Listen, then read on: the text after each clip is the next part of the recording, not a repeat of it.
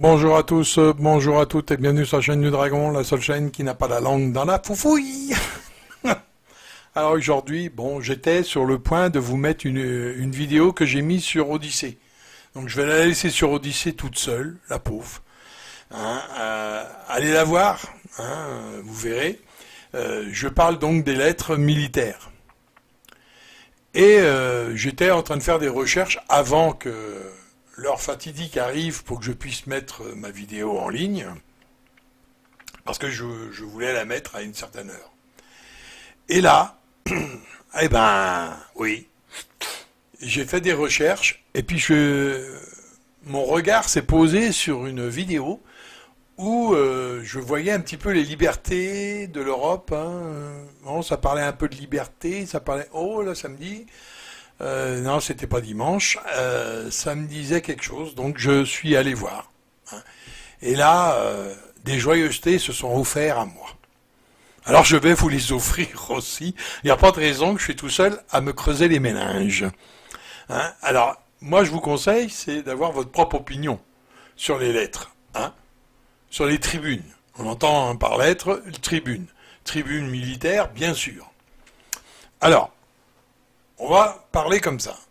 Quand vous lisez Le Parisien, sur le premier article, il vous parle de valeurs actuelles. Hein, il vous dit qu'il y avait une tribune dans Valeurs actuelles. Voilà. Ok. Donc jusque-là, tout va bien. Et puis c'est comme ça qu'il emploie ces termes. Hein. Et il nous parle d'une vingtaine de généraux, hein, voilà, et d'une centaine de hauts gradés, quand même, 2 gradés. Hein. Donc, si on veut aller par là, 100. Hein, pourquoi centaines? On va dire 100.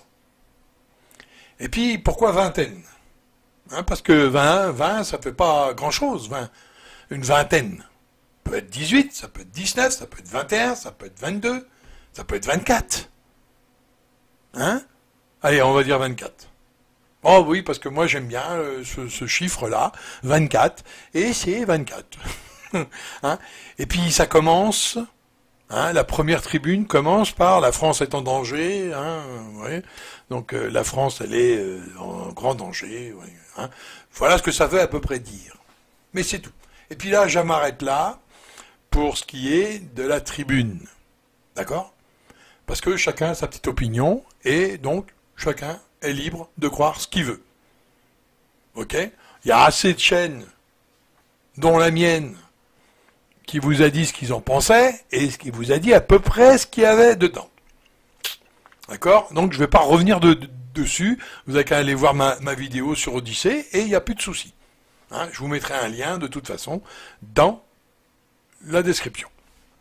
Alors, je vais vous montrer quelque chose. Pourquoi je parle de 124 mois? Ah bah ouais, 124 personnes, 124 gradés, on va dire, hein, militaires donc, qui ont fait une belle lettre bien rédigée et qui nous ont un petit peu enthousiasmés. Hein, pour certains, hein, pour d'autres, j'attends de voir. Qu'est-ce que va être le résultat? Parce que si c'est le résultat à quoi on pense, je vous garantis que là, on a fini de rigoler. Enfin, vous n'avez qu'à voir les juntes militaires, qu'est-ce que ça donne. Hein. Je vous ai dit, en Colombie, par exemple, l'armée s'est mise à faire de l'ordre. Et on a reçu sur tous, hein, je pense que vous êtes à l'affût de ça aussi, et on a reçu sur nos smartphones, téléphones donc, sur Facebook, hein, un appel au secours, quoi. Hein, d'une jeune femme qui faisait ses études en Europe, hein, donc qui parle le français correctement, et qui nous disait, et je pense que beaucoup de monde l'ont vu, qu'ils étaient en train de se faire tuer dans les rues, et qu'elle en avait très peur. Alors excusez-moi, mais on est très loin d'un ordre. Très très loin. Hein, parce que si ça dépend le donneur d'ordre. Hein. Et voilà. D'accord? Parce que si le donneur d'ordre il est encore plus con que la moyenne, Là, vous avez tout compris, là. Ok. Bon, ça, c'est une parenthèse. Hein. Je n'en dirai pas plus. Allez voir ma vidéo.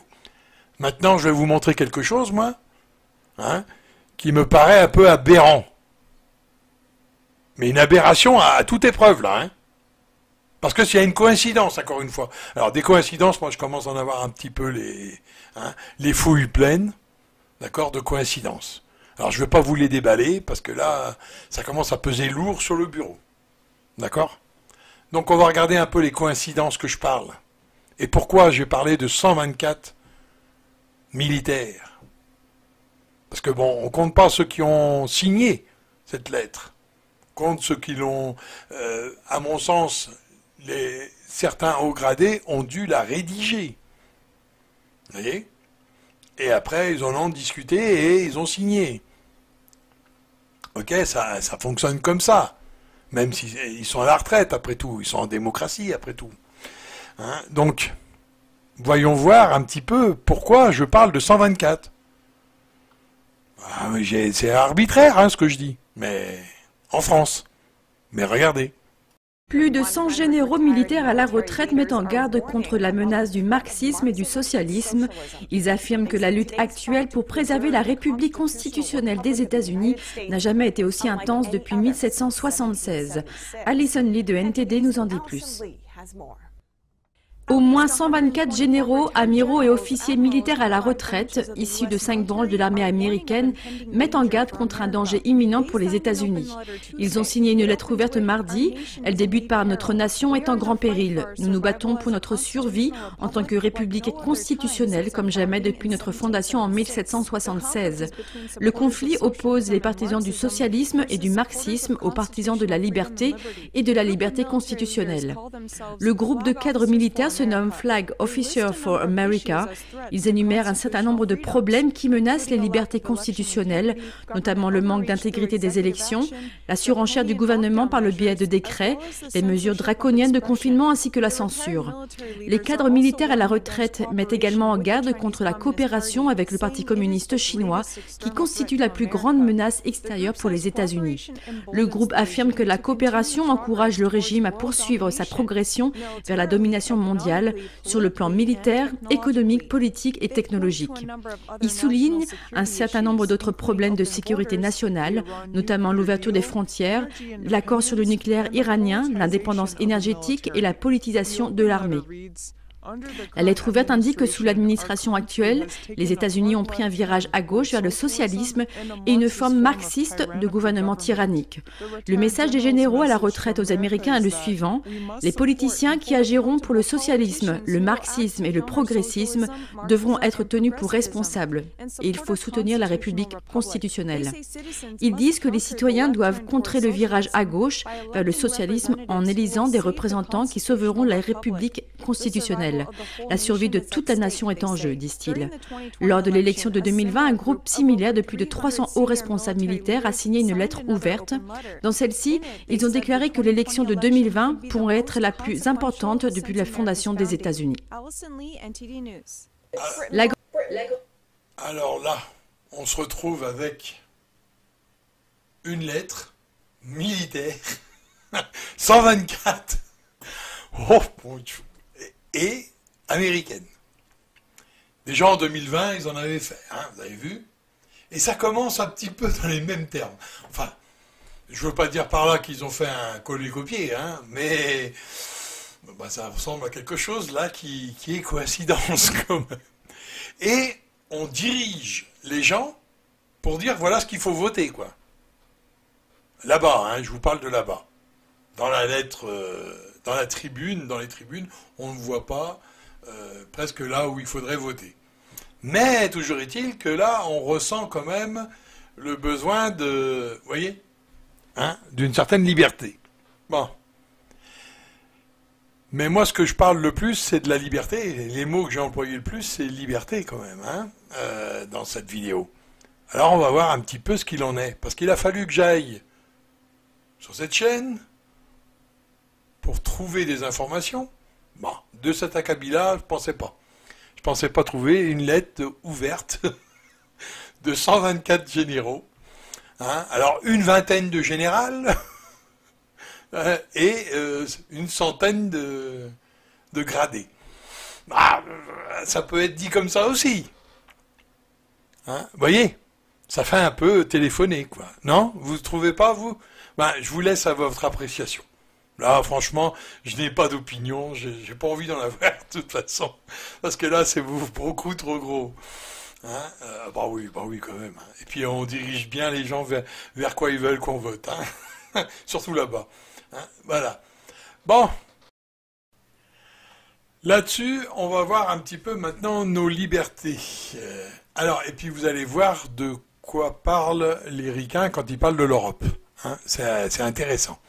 Alors au départ, vous verrez, l'Europe est bien sûr, on vous dit à cause de la pandémie, il y a certains gouvernements qui en ont profité pour asseoir leur autorité, pour essayer de concentrer un peu les pouvoirs sur eux-mêmes. Hein, sur un très individualiste, le gouvernement. Hein. Bon, nous on sait ce qu'il en est, parce qu'on est du pays. On sait. Ça centralise que sur l'autre, là. Mais bon, vous allez voir un petit peu comment on fait une pirouette, comment on peut faire des pirouettes, point de vue journalistique. Hein, les Américains, eux, quand ils parlent de l'Europe, vous allez voir comment que c'est représentatif. Hein, par exemple. Parce que ils vont parler de l'Europe, ils vont citer d'abord aucun pays, puis ensuite, ils montrent des pays. Mais pas ce qu'on croit. C'est ça qui me paraît... hein. Alors, on parle de l'Europe, mais oui, mais on se demande laquelle. Europe de l'Est ou Europe de l'Ouest. Ça, on ne sait plus. Une fois que vous avez vu ça, bah, vous savez plus. Vous allez voir. Le Conseil de l'Europe met en garde contre les menaces qui pèsent sur les libertés individuelles, les droits de l'homme et l'état de droit sur le continent. Un nouveau rapport constate que certains gouvernements ont abusé des restrictions liées à la pandémie pour centraliser le pouvoir. Le principal organisme européen de défense des droits de l'homme prévient que les menaces contre les libertés individuelles se sont aggravées pendant la pandémie. Dans son rapport annuel, le Conseil de l'Europe affirme que certains gouvernements européens utilisent les restrictions sanitaires comme prétexte pour étendre leur pouvoir. Le rapport indique « Les droits et la liberté des individus ont été restreints d'une manière qui serait inacceptable en temps normal. Le danger est que notre culture démocratique ne se rétablisse pas complètement. » Dans plusieurs pays, les protections du système judiciaire et d'autres institutions étaient déjà menacées. Aujourd'hui, elles ont encore été érodées. Le rapport reproche à la Turquie, à la Moldavie et à la Hongrie et à la Russie des pratiques telles que l'intimidation et la détention arbitraire de personnes critiquant le gouvernement ou des modifications du système judiciaire considérées comme des menaces pour son indépendance. Le pouvoir a également été concentré et centralisé dans les mains du gouvernement. Les restrictions destinées à lutter contre la pandémie ayant été mal utilisées ou conservées trop longtemps. Le rapport indique « Les restrictions et les mesures liées à la lutte contre la pandémie doivent non seulement être nécessaires et proportionnées, mais aussi limitées dans le temps. » Il note également que les élections ont été reportées dans de nombreux pays ou organisées d'une manière telle que l'observation était presque impossible. Basé à Strasbourg, le Conseil de l'Europe a été créé après la Seconde Guerre mondiale pour protéger les droits de l'homme et les droits démocratiques. Il ne s'agit pas d'un organe de l'Union européenne et ses 47 membres comprennent désormais la Russie et les pays du Caucase. Le secrétaire général du Conseil de l'Europe a déclaré « Nos États membres sont maintenant confrontés à un choix. Ils peuvent soit continuer à permettre l'érosion de la démocratie ou alors ils peuvent travailler ensemble pour inverser cette tendance. » Alors voilà, le Conseil de l'Europe, voilà ce qu'il en dit sur les libertés en Europe. Donc vous voyez un petit peu, ce n'était pas non plus du complot ça. Ce n'était pas quelque chose qu'on vous disait que vous perdez vos libertés. C'était pas une lubie de notre part. Vous voyez, même le Conseil européen vous le dit. Mais il y a une petite pirouette là. Par exemple, si je laisse la vidéo comme ça et que je vous dis, bah vous voyez, voilà, tout est dit. Mais là non, parce que on parle de l'Europe. Vous avez vu? Ensuite, ils font une pirouette, ils désignent les pays. Certains pays, on est d'accord. Et ils reviennent à l'Europe de l'Ouest. Alors l'Europe de l'Est, l'Europe de l'Ouest. Ah! Là après, vous êtes un peu embrouillé. Et tout ce qu'il vous dit, ben, tout ce que vous avez retenu, c'est qu'en Russie, c'est pas bien. En Moldavie, en Russie. Vous voyez? Vous voyez la pirouette là? Non? C'est bien pourtant. C'est bien une pirouette pourtant. C'est pour vous dire. Alors, quand ils désignent l'Europe et quand ils vous disent qu'il y a des choses pas trop catholiques sur l'Europe, là, ça devient un continent. C'est le continent. Et quand il y a des choses, là, on veut désigner un pays, alors là, on y va directement à l'Est.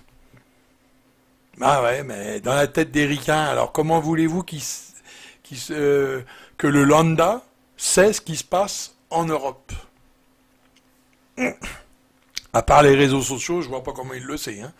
Enfin, mais toujours est-il, que là, voilà ce qu'on voit sur les autres, dans les autres pays sur l'Europe. Voilà un petit peu. Donc, le Parlement européen devrait entendre un petit peu cet organisme-là qui nous dit que les libertés sont menacées. C'est pas un vain mot que de nous dire ça. Voilà. Là-dessus, je pense que tout est dit. On va pas épiloguer de plus. Hein. Une petite vidéo de 16 minutes. Voilà. Hein. Tout le monde ira jusqu'au bout, ce coup-là. Allez, à bientôt sur une autre vidéo. Que Dieu vous bénisse tous et qu'il vous garde en son sein. Parce que plus ça va aller,